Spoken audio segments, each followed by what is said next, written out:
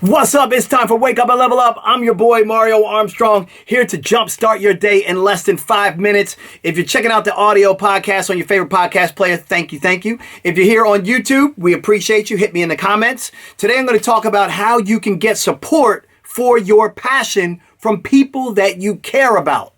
The bottom line is, look, we're a society that is addicted to acceptance. We look for validation from other people. That isn't right. We shouldn't be thinking that way. However, I will say this. For people that you care about, and for people that you know care about you, you would like for them to at least, in a little way, support your idea, support your passion, support your dream. It's not that you need them for acceptance. It's not that you need them to validate your idea. It's just that it would feel good if you knew somebody else had your back. And if you haven't had support, you know exactly what I'm talking about. So I want to tell you a couple of tactics or a really smart approach to how you can get that support from people that you actually care about. I mean, these are family members, friends, parents, caregivers, people that you care about. That's the key thing. We're not talking about people you don't care about. We're not talking about other people's opinions. We're not talking about that. We're talking about people you actually care about, people you give a damn about. So for number one, it's very important for us to clear the slate on something. Dream killers and haters exist everywhere. Some of these dream killers and haters are straight up right in front of your face. You know that they do not want to see you succeed. You know that they're actually envious on what you're trying to do. You know that they're trying to hold you back from getting further ahead. Those are obvious.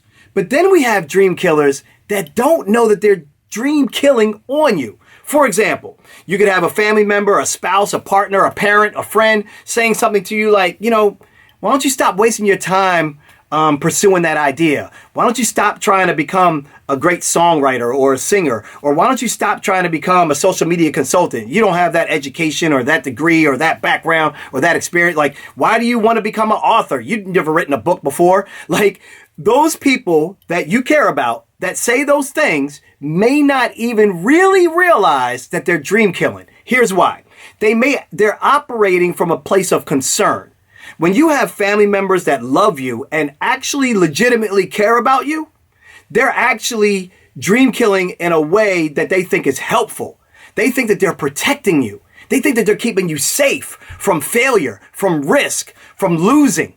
And what they're doing is the exact opposite. They're making you feel like your ideas aren't valuable, that you won't make it, and it's causing friction, or it causes some type of frustration, or arguments, or lack of discussion or communication with those same people that you actually care about. So, knowing that sometimes many people are just projecting their fears on you because they don't see your vision or don't get it, or they're just concerned about your outcomes, that they're afraid for you, right? They're afraid for you that they don't even want you to venture into that space. So here's a tactic that I've always used and I've conditioned my kid to use and other people that I've trained and coached and helped out and mentored. And that is to create a PowerPoint presentation or a keynote presentation, basically creating a slide deck that helps you better convey your idea, your passion, your mission.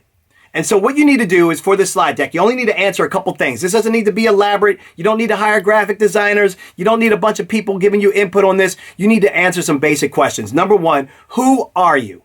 What is your background? What is your experience? I don't care what it is, you put it on there. Who are you? Explain and remind people who you are and where you've come from. Number two, what are your wins to date? Like, what have you won so far? I don't care how small the award or how big, but what are things that you can look back on that say, I'm on my path and I have some proof of that. Number three, who do you study? Who do you read? Put that in the deck so people know like who you're paying attention to and where you're getting a lot of information from. Number four, your why. You have to lay out what your purpose is, what you're about, what your intent is, what you want to do, your why. And then you want to lay out your goal. Where do you want to be? What are you shooting for? What are you trying to create?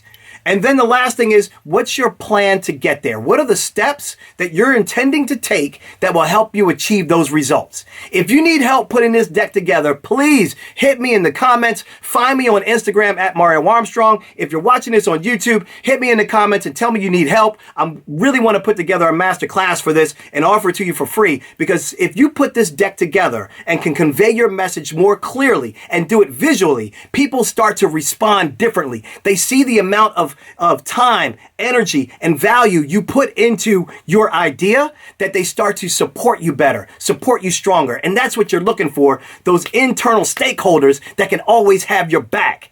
But they can't do that if you haven't laid out your vision clearly enough for them to be able to see it to support you. Hit me up in the comments if I can help you out. Until next time, now that I woke you up, it's time for you to level up.